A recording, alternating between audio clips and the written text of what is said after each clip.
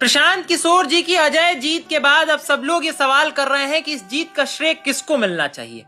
तो ये सबसे बड़ा जवाब है कि इस जीत का श्रेय अगर किसी को जाता है तो विशेष तौर पे सवर्ण समाज में भी कायस्थ समाज को जाता है, जो हमेशा से वो समाज जो अपने कलम की ताकत के लिए जाना गया, वो समाज जिसके पास इस बात का विकल्प था कि अगर वो सिर्फ अकेले खड़ा हो जाता तो कोई प्रशांत किशोर को जिता नहीं सकता था। उस समाज ने अपने अस्तित्व की कुर्बानी देकर के प्रशांत किशोर की जीत इसलिए सुनिश्चित की क्योंकि उसको भी पता था कि सवर्ण समाज के साथ जिस तरीके का रवैया भाजपा की सरकार ने बीते कुछ दिनों में दिखाया है, उसका मुंहतोड़ जवाब तो दिया ही जाना चाहिए। उसके बाद सबसे बड़ी बात यह थी कि यह भी ध्यान रखने की जरूरत है कि प्रधानमंत्री को भी बीच में एहसास हो गया था कि यह चुनाव जीता नहीं जा सकता है। अन्यथा वो प्रधानमंत्री मोदी जो छोटे मोटे चुनावों में प्रचार करने चला जाया करते हैं, वो प्रधानमंत्री मोदी जो दिल्ली के तीसरे लेयर के चुनाव में जाकर के वार्ड पार्षदों का चुनाव में प्रचार कर देते हैं, वो प्रधानमंत्री मोदी अगर आपको बांकीपुर की सीट पे नहीं दिखाई देते हैं, वो भी वो सीट जो नितिन नवीन की खाली की हुई सीट थी, जिसको प्रधानमंत्री ने सार्वजनिक मंच से अपना भी बॉस कहते हुए अध्यक्ष कहा था, तो आपको समझने की जरूरत है कि प्रशांत किशोर की जीत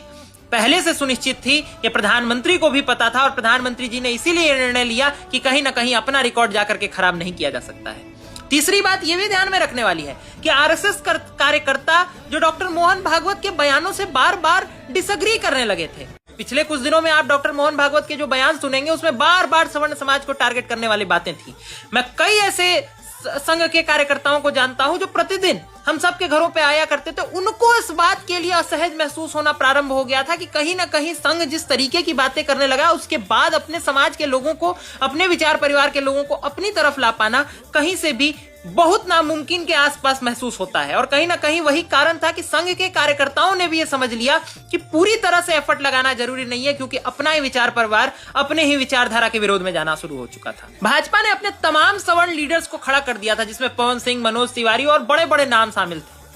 लेकिन ये बात हमेशा याद रखिए कि सिर्फ भाजपा में शामिल हो जाने से आप सवर्णों से आने वाले लीडर हो सकते हैं, सवर्णों के लीडर नहीं हो सकते हैं। भाजपा में सिर्फ और सिर्फ आप कुत्ते और बिलाई की हैसियत के रह जाते हैं। जब आप स्वतंत्र रूप से अपनी बातें उठाते हैं तब आप शेरों की तरह दहाड़ते हैं। और कहीं ना कहीं यही कारण था कि भाजपा के कितने भी नेता हों जो सवर्ण समाज से आते हों, यूजीसी के समय मौन रहना, और उस मौन की कीमत आज उन लोगों को बांकीपुर का गढ़ और अपना किला हार करके चुकानी पड़ी। तो हमेशा ये बात अब याद भाजपा के नेताओं को और स्वयं भाजपा के शीर्ष नेतृत्व को रखनी होगी कि अगर अपनों के खिलाफ जाकर के आप कुछ करने की कोशिश करिएगा तो अपनों में इतनी ताकत है कि आपको अस्तित्व विहीन बना देंगे।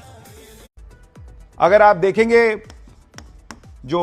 पटना का इलाका है, वहां अगर आप सवर्ण वोटर देखेंगे